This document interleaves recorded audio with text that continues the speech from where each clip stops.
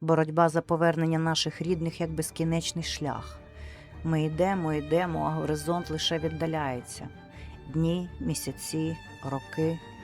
Шлях – це процес, а не миттєва ціль. На цьому шляху десь зникають одні люди та зустрічаються інші. Ми крок за кроком чекаємо моменту вашої появи на нашому шляху, звільнені з полону герої. Бо ми йдемо до вас. Нам конче необхідна ваша увага і ваша допомога.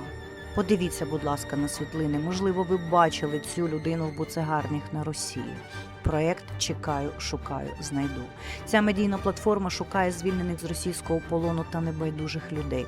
Щоб це відео якомога швидше дійшло до свого глядача, будь ласка, пошир, лайкни, прокоментуй і задонать героям сучасності на фронт. Купляй допомогу живим, щоб не купляти квіти мертвим. Давай врятуємо один одного. Низький уклін кожному.